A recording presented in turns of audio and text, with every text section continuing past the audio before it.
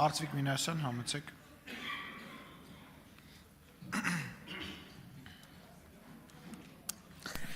Հարգելի հայրենակիցներ, քիչ առաջ ելույթը ընդամենը ևս մեկ անգամ փաստեց, որ իշխանությունը այնքան տագնապած է, որ խոսում է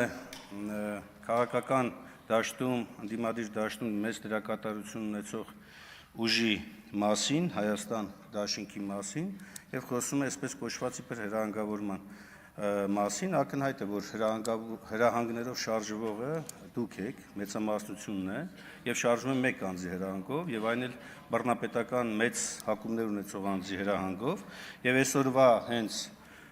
նախագիծն էլ դրա վառ ապացույցներից մեկն է։ Նաեւ Տիկին Ջուլակյանին ուզում եմ անդրադառնալ ֆրակցիայի ելույթով, այդ ֆրակցիայի դիրքորոշումը կասեմ։ Տիկին Ջուլակյան, դուք կամայականորեն նորից մեկնաբանեցիք Վենետիկի եւ ԺՄԻԿ-ի մոտեցումները, ընդ որում ասեմ, որ սրանք նաեւ միջազգային Հայաստանի կողմից ընդունված միջազգային պարտավորությունների շրջանակում են։ Ձեր բերված օրինակը ընդամենը օրինակներից է, բայց ոչ ընտրական գործընթացի կարևորագույն տարերը ամբողջությամբ, որովհետև դիտորդների վերաբերյալ կարգավորումները համարվում են ընտրական օրենսդրության սկզբունքային կարգավորվող համակարգերից մեկը։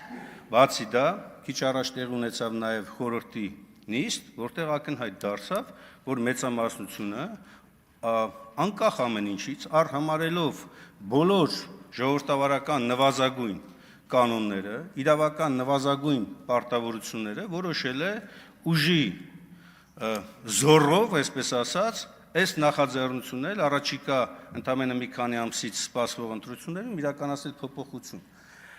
Բովանդակության մեր ֆրակցիայի ելույթի մասին կանդրադառնամ արդեն ֆրակցիայի ելույթում։ Կարճ ասած ռեժիմը խոճապի մեջ է, էլի։